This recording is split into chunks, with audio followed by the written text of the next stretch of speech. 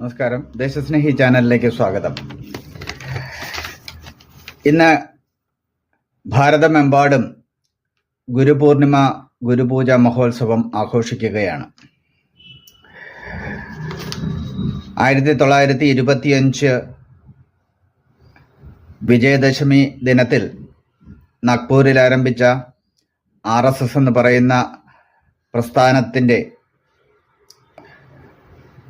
വളർച്ചയും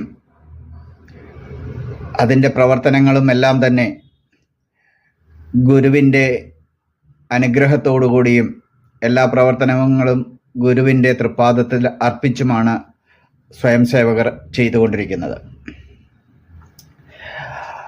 RSS ഒരു വർഷത്തിലാകെ ആഘോഷിക്കുന്ന 6 ഉത്സവങ്ങളിൽ ഏറ്റവും പ്രധാനപ്പെട്ട ഉത്സവമാണ് ഗുരുപൂജ ഗുരുദക്ഷിണ മഹോത്സവം.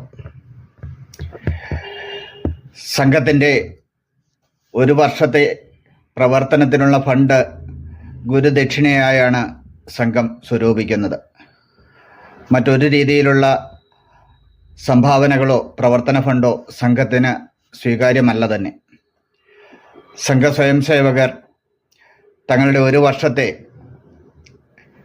പ്രയത്നത്തിൻ്റെ ഒരു ഫലം ഭാരതമാതാവിൻ്റെ ഉന്നമനത്തിനായി പ്രവർത്തിക്കുന്ന സംഘം എന്ന പ്രസ്ഥാനത്തിൻ്റെ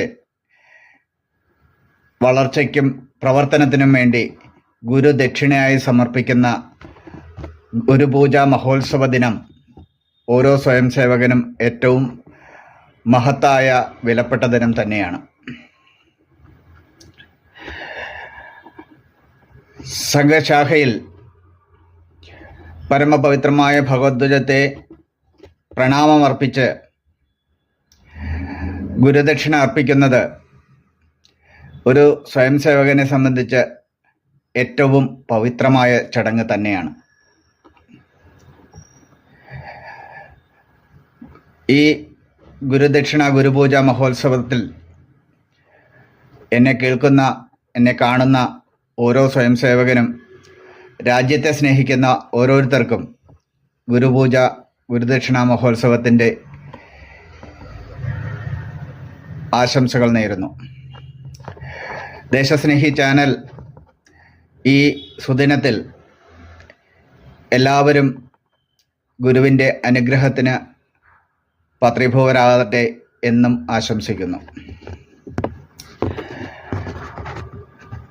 വേദങ്ങൾ പകുത്തും 18 പുരാണങ്ങൾ രചിച്ചും ഭാഗവത രചന നടത്തിയും ഭാരതത്തെ മഹത്വപൂർണ്ണമാക്കി